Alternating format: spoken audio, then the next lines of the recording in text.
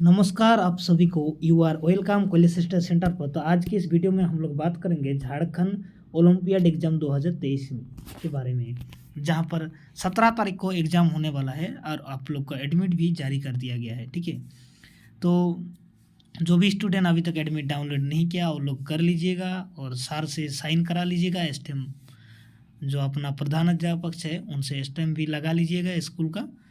और 17 तारीख को आप लोग का जो रिपोर्टिंग टाइम है 2 बजे नहीं, सॉरी 12 बजे, 1 बजे से आप लोग का एग्ज़ाम है, तो पहुंच जाएगा अपना एग्ज़ाम सेंटर में। ठीक है, और भी कुछ अगर दिक्कत होता है तो कमेंट में कमेंट करके आप पूछ सकते हैं। ठीक है, तो चलिए आज का वीडियो जो है शुरू करते हैं। तो 8 क्लास का जो भी स्टूडेंट सामाजिक विज्ञान विषय रखे है ये वीडियो उनके लिए है सिर्फ। ठीक है, बाकी विषय के लिए अभी तक इसमें वीडियो अपलोड हम लोग ने नहीं किया है।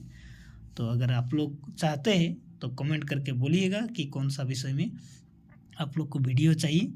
ठीक है, या विज्ञान में मैथ हो या दूसरा जो भी इंग्लिश या जीके है उन सब में आप लोग को चाहिए तो आप लोग कमेंट करके बता सकते हो। तो चलिए वीडियो को शुरू करते हैं। उससे पहले आप लोग से एक रिक्वेस्ट है, अगर आपने अभी तक मेरे इस यूट्यूब चैनल को सब्सक्राइब नहीं किया तो प्लीज़ सब्सक्राइब कीजिएगा और शेयर कीजिए इन वीडियो को। आप लोग का जितना दोस्त है, फ्रेंड है, सबको शेयर कीजिए। ठीक है, तो चलिए वीडियो को शुरू करते हैं। तो जैसा कि अभी आप स्क्रीन पर देख पा रहे हैं कि ये olympiad, Jharkhand olympiad VVI MCQ के लिए हम लोग आज का वीडियो में बात करेंगे। ठीक है, तो सबसे पहला जो प्रश्न लिया गया है ये प्रश्न है कि भारत के प्रथम गवर्नर जनरल कौन है। तो आप लोगों ने 8 क्लास में अगर हिस्ट्री पढ़े होंगे तो आप लोग तो अभी 9 क्लास में चल गए है, तो आप लोग को याद होगा कि उसका प्रथम गवर्नर जनरल कौन थे। यहाँ पर आप लोग के लिए 4 ऑप्शन दिया गया है। सबसे पहला है वारेन हेस्टिंग, ठीक है, तब रॉबर्ट क्लाइड, उसके बाद है लॉर्ड माउंटबेटन और जेम्स रेनल है। ठीक है, तो इसका सटीक उत्तर होगा ऑप्शन ए, 1 नंबर जो है ये सटीक उत्तर होगा। ठीक है, अब नेक्स्ट प्रश्न लिया गया है कि औरंगजेब का मृत्यु कब हुआ था। 1700 ईस्वी, 1705 ईस्वी, 1707 ईस्वी। तो ये इसका सटीक उत्तर है। डी नंबर ऑप्शन देखने की कोई ज़रूरत नहीं है। और आप लोग यकीन मान के चलिए ये बहुत ही इंपॉर्टेंट, वेरी वेरी इंपॉर्टेंट प्रश्न है सभी। ठीक है, इनमें से आप लोग को एग्जाम में बहुत सारा प्रश्न मिल जाएगा देखने के लिए। ठीक है, तो इसमें अभी जो आप लोग का नेक्स्ट तीसरा नंबर में सवाल लिया गया है कि भारत में पहला चाय बागान कब लगाया गया था। ठीक है, तो ये क्या होगा, 1830 होगा, 1835 होगा, 1853 होगा, ठीक है, या 1838 होगा। तो इनमें से कौन सा होगा सही उत्तर, इसका 1835 होगा इसका सटीक उत्तर। अभी अगला जो प्रश्न लिया गया है, रैयत बाड़ी व्यवस्था कहाँ लागू किया गया है। अभी आप लोग को एक बात बता देते हैं, अगर आपको ये वीडियो देखने में दिक्कत हो रहा, मतलब ये जो लिखा हुआ है, टाइपिंग किया हुआ है, ये सब वर्ड सब दिखने में दिक्कत हो रहा है, तो आप लोग प्लीज़ वीडियो को सबसे पहले फुल स्क्रीन कर लीजिए या तो मोबाइल को रोटेट कर लीजिए, उससे आप लोग को ये वीडियो ठीक ठाक दिखेगा। ठीक है, तो चलिए अब रैयत बाड़ी व्यवस्था कहाँ लागू की गए थे। तो बम्बई मद्रास में यानी मुंबई मद्रास, ठीक है, बंगाल में, कोलकाता में, इनमें से कोई नहीं। तो इसका सटीक उत्तर हो जाएगा 1 नंबर का ऑप्शन। अभी अगला प्रश्न है 5 नंबर में कि बिरसा मुंडा के पिता का नाम क्या था। ठीक है, तो बिरसा मुंडा के पिता का नाम आप लोग को पता होगा, सुगना मुंडा है या कर्मा मुंडा है या बधु मुंडा है। तो इसका सटीक उत्तर हो जाएगा आपका सुगना मुंडा होगा। ठीक है, आप लोग का 8 क्लास का किताब में दिया हुआ हिस्ट्री में। और एक बात बताते हैं, आज का वीडियो में हम लोग बात करेंगे 50 प्लस के ऊपर प्रश्न का। ठीक है, तो आप लोग थोड़ा पेशेंस बना रखिएगा, वीडियो को लास्ट तक देखिए। ठीक है, इन्हीं में से आप लोग का सवाल आएगा। ठीक है, तो झारखंड में अंग्रेजों का प्रवेश किस जिले की ओर से हुआ था। धनबाद से, साहिबगंज से, देवघर से, पूर्वी सिंहभूम से। ये सिंहभूम जिले से, उस टाइम पूर्वी सिंहभूम नहीं था क्योंकि उस टाइम सिर्फ सिंहभूम जिला था, तो सिंहभूम जिला की ओर से हुआ था। इसका सटीक उत्तर हो जाएगा 4 नंबर का ऑप्शन। अभी 7 नंबर में जो सवाल लिया गया कि बक्सार युद्धों के समय मुगल का बादशाह कौन था। तो बहादुर शाह था, शाह आलम द्वितीय था। तो यही इसका सही उत्तर हो जाएगा। ठीक है, बाकी ऑप्शन देखने का जरूरत नहीं है। अभी भारत का क्षेत्रफल कितना है ये तो सभी को पता है। ठीक है, आप लोग कमेंट करके लिखिएगा कि भारत का क्षेत्रफल कितना है। फिर भी मैं बता देता हूँ यहाँ पर आप लोग का जो ऑप्शन ये है, ठीक है, 32.8 लाख वर्ग किलोमीटर जो है ये इसका सटीक उत्तर होगा। अभी अगला प्रश्न जो लिया गया है आप लोग का कि खेर बार विद्रोह का शुरुआत किसने की थी, ठीक है। तो यहाँ पर देखिए, ये नीलाम्बर पीताम्बर नहीं होगा, सिद्धू कान्हू भी नहीं होगा, अर्जुन और तिलका मांझी भी अभी जो आप लोग का एग्ज़ाम जो कंडक्ट करा रहे हो वो मान सकता है इसको भी, क्योंकि ये जो भगीरथ मांझी है आप लोग गूगल करने से ये मिलेगा, ठीक है। लेकिन इसका पिता है तिलका मांझी, तो ये भी शुरुआत कर सकता है। तो अभी इन दोनों में से कौन सा सही मानेगा, ये तो जो एग्ज़ाम ले रहा है जो एजेंसी, उसके पास ये डिपेंड करता है, ठीक है। अभी अगला प्रश्न है कि बस्तर विद्रोह कब हुआ था, ठीक है। तो बस्तर विद्रोह कब हुआ था? 1887 में हुआ था, 1898 में, 1910 में हुआ था और 1906 में हुआ था। तो इनमें से सटीक उत्तर हो जाएगा 1910 में हुआ था, ठीक है। अभी इसमें नेक्स्ट प्रश्न और लिया गया है आप लोग के लिए कि स्थायी बंदोबस्त व्यवस्था किस गवर्नर जनरल के समय में हुआ था। तो स्थायी बंदोबस्त व्यवस्था जो ज़मीन के बारे में कह रहा है, ठीक है। तो ये 1 नंबर में जो ऑप्शन दिया गया है ये सटीक नहीं है, ठीक है, कि लॉर्ड कर्जन नहीं है, लॉर्ड बंटिंग भी नहीं है। तो इसका जो सटीक उत्तर है लॉर्ड कार्निवल्स है, ठीक है। 3 नंबर का ऑप्शन सही है। अभी अगला प्रश्न है, भारत में राष्ट्रीय संग्रहालय कहाँ बनाया गया है। तो राष्ट्रीय संग्रहालय कहाँ बनाया गया है? नई दिल्ली में, 2 नंबर ऑप्शन में आप लोग का है कलकत्ता में, ठीक है। और फिर जो अगला प्रश्न मतलब ऑप्शन है वो मुर्शिदाबाद या मद्रास में। तो इसका सटीक उत्तर हो जाएगा नई दिल्ली, 1 नंबर का ऑप्शन सही है। अभी नेक्स्ट प्रश्न 13 नंबर में है, अंग्रेजों ने अपनी पहली कोठी कहाँ स्थापित की थी।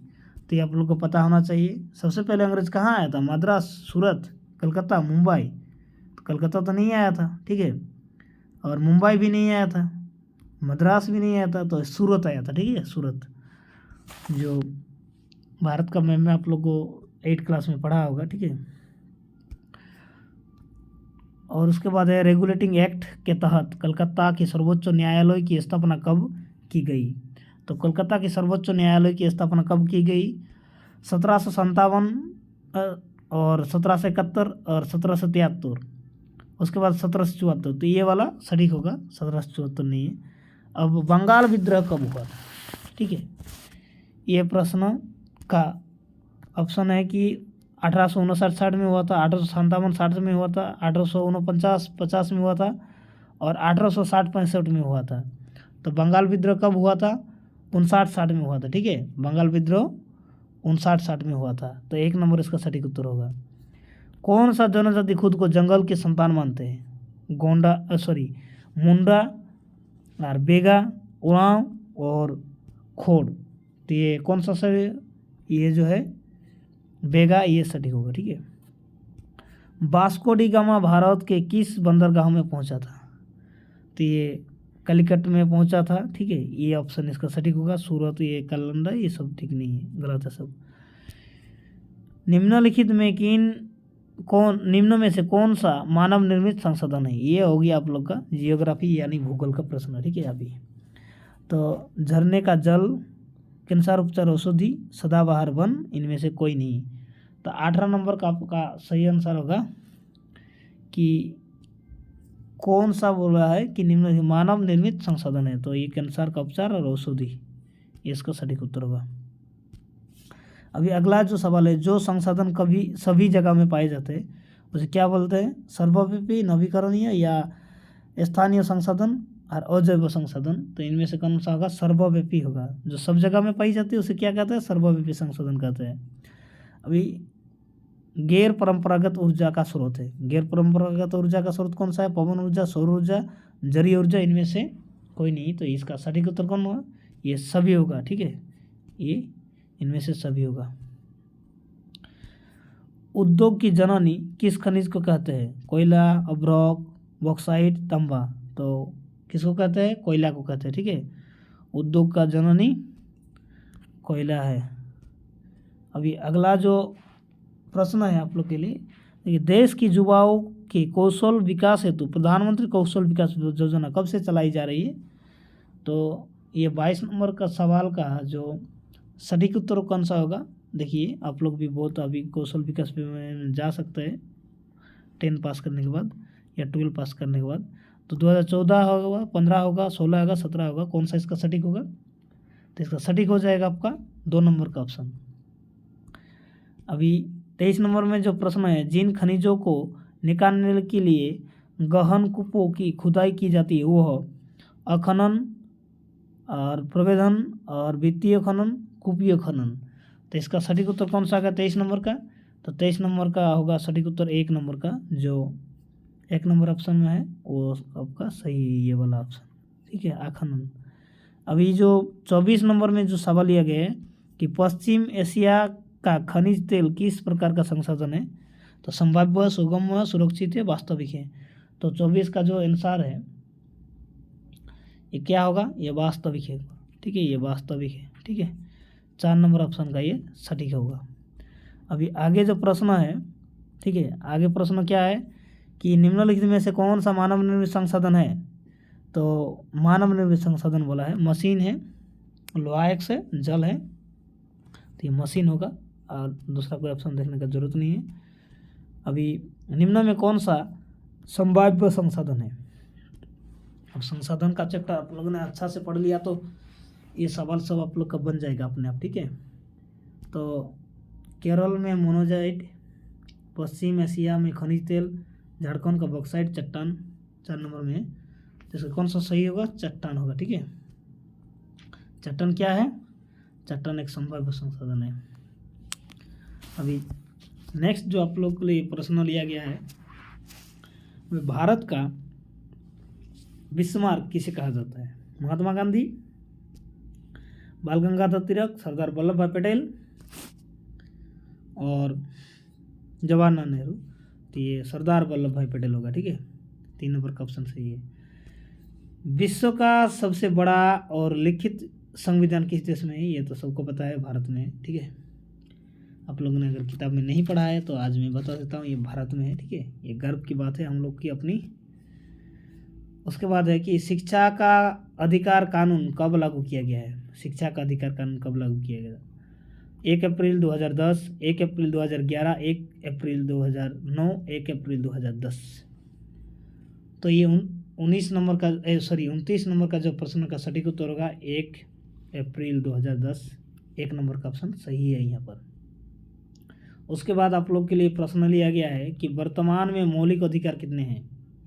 1 है, 6 है, 5 है, 7 है। तो कितना अभी 6 गो मौलिक अधिकार है, ठीक है। आप लोग को ये पता होना चाहिए, ठीक है, याद रखिएगा। भारत में प्रथम महिला राष्ट्रपति कौन है? सरोजिनी नायडू, प्रतिभा सिंह देव पाटिल और इंदिरा गांधी। अब यहाँ पर बोला है, क्या बोला है? राष्ट्रपति। तो ये कौन होगा ये? प्रतिभा देवी सिंह पटेल, ये होगा सटीक उत्तर। अब अगला प्रश्न है, भारत कब गणतंत्र घोषित हुआ? भारत कब गणतंत्र घोषित हुआ? ये तो सबको जानने वाला बात है, 15 अगस्त 1947 को हुआ था, ठीक है। अब संविधान के क अनुच्छेद अस्पृश्यता का उन्मूलन का प्रावधान किया गया है, ठीक है। तो कौन सा अनुच्छेद में? अस्पृश्यता यानी छुआछूत का, ठीक है, कौन सा अनुच्छेद में है? अनुच्छेद 17 में है। ये आप लोग अच्छा से याद रखिए क्योंकि स्कूल में ये ज़्यादातर होता है, ठीक है, छुआछूत वाला रूल बच्चों के बीच में। भारत में 2 बार लगातार राष्ट्रपति निर्वाचित हुए। कौन 2 बार लगातार राष्ट्रपति निर्वाचित हुए थे? Doctor Rajendra Prasad, doctor Sarvepalli Radhakrishnan, B गिरी, इनमें से कोई नहीं। जिसका सटीक उत्तर कौन सा होगा? भारत में कौन बना था? डॉक्टर राजेंद्र प्रसाद जो है 1 नंबर ऑप्शन में, ये आपका सटीक उत्तर होगा। 2 बार राष्ट्रपति बन चुका था, ठीक है। ये सब आप लोग गूगल करने से भी आप लोग को मिलेगा। भारत में वोट देने का न्यूनतम आयु कौन सा है? अब 18 वर्ष, 21 वर्ष और 25 और 23 वर्ष। 3 में से देखिए, ये पहला वाला रूल था 18, अभी हो गया नहीं, ये अभी भी वही है, ठीक है। ये हाँ, वोट देने का अधिकार अभी भी वही है, 18 ही। अब भारत में प्रथम गृह मंत्री कौन था? तो प्रथम गृह मंत्री कौन था? 36 का। सबसे आसान सवाल तो नहीं है, सरदार वल्लभ भाई पटेल होगा या जवाहरलाल नेहरू। जवाहरलाल नेहरू क्या था? प्रथम प्रधानमंत्री थे। और भीमराव अम्बेडकर क्या था? ये संविधान का अध्यक्ष थे। और राजेंद्र प्रसाद क्या था? ये उस टाइम का राष्ट्रपति था। तो सरदार पटेल था भारत का गृह मंत्री। उसके बाद भारत में वन्य जीव अभयारण्यों की संख्या यहाँ पर 95 है और 528 है, तो ये इसका सटीक होगा। 23, 72 ये गलत है सब कुछ, ठीक है। अभी वन अधिकार अधिनियम कब पारित हुआ? 2002 में, 2004 में, 2006 में, और जो नेक्स्ट ऑप्शन है आप लोग का 2012 में। तो बताइए इनमें से कौन सा वन अधिनियम कानून पारित किया? तो 2004 में ये पारित हुआ, ठीक है। अभी आगे जो प्रश्न है, भारत के प्रथम प्रधानमंत्री, अभी बता दिए, पंडित जवाहरलाल नेहरू भारत के प्रथम प्रधानमंत्री। अभी अगला प्रश्न है, भारत में 2 बार लगातार राष्ट्रपति कौन निर्वाचित हुए? एक ही सवाल है, डॉक्टर राजेंद्र प्रसाद होगा इसका सटीक उत्तर।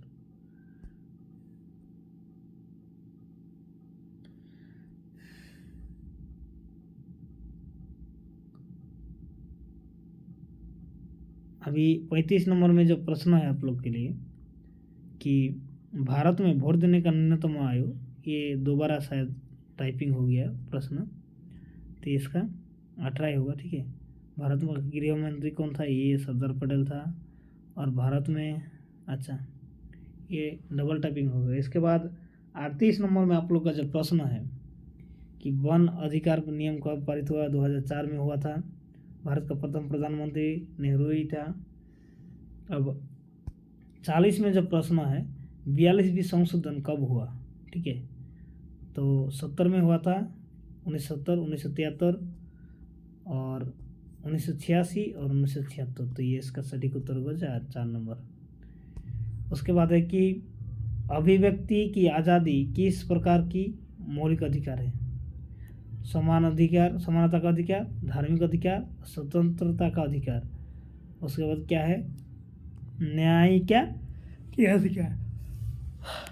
तो इसका जो 40 नंबर का 41 नंबर का कौन सा सटीक होगा? तो इसका 3 नंबर ऑप्शन सटीक है, ठीक है। अब अगला जो प्रश्न है यहाँ पर, इनमें से कौन सा अजैव संसाधन है? तो अजैव संसाधन क्या है? मृदा है, ठीक है, या मानव है, या पौधा है, या जंतु है। तो मृदा होगा इसका सटीक उत्तर, मृदा होगा। ऐसे संसाधन जिनकी मात्रा ज्ञात हो, जिनको गिना संभाव्य, वास्तविक और सर्वव्यापक और स्थानिक। तो कौन सा है इसका सटीक उत्तर? तो इसका सटीक उत्तर हो जाएगा वास्तविक, ठीक है। वास्तविक जो गिना जा सकता है उसे वास्तविक कहते हैं। अब झारखंड में कोयला का उत्पादक क्षेत्र, धनबाद, बोकारो, चतरा, ये क्या होगा? ये सभी होगा, इनमें से सभी होगा। सभी जगह में कोयला निकलता है।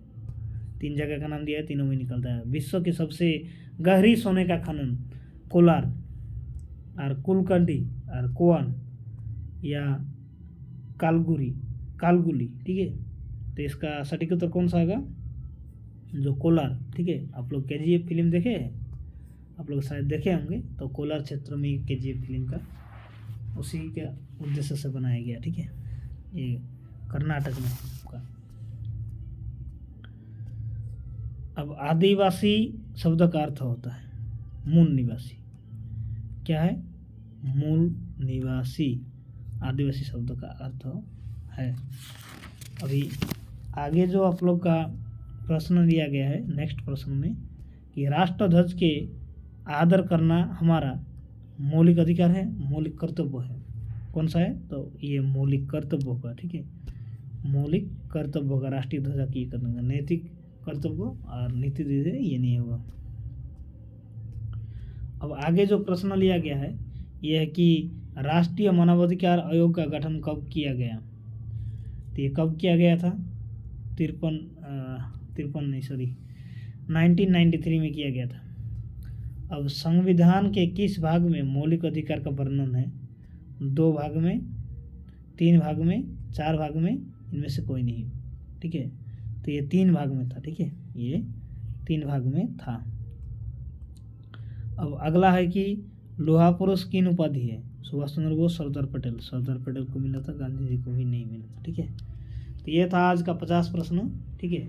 तो सभी को धन्यवाद वीडियो लास्ट तक देखने के लिए। अगर आप लोग को ये वीडियो अच्छा लगा है तो आप लोग अभी 9 क्लास में है तो 9 क्लास का एक मेरा इसी यूट्यूब में प्लेलिस्ट है, आप लोग वहाँ से जाके देख सकते हैं, वीडियो चेकआउट कर सकते हैं। 9 क्लास का बहुत सारा वीडियो अपलोड किया हुआ है। अगर ये वीडियो आप लोग का अच्छा लगा तो वो भी जितना वीडियो अपलोड किया गया है वो भी आपको अच्छा ही लगेगा। तो ठीक है, सभी को धन्यवाद। मिलते हैं फिर अगले वीडियो में अगला अपडेट के साथ। कमेंट करके लिखिएगा आप लोग जो भी वीडियो चाहिए, ठीक है।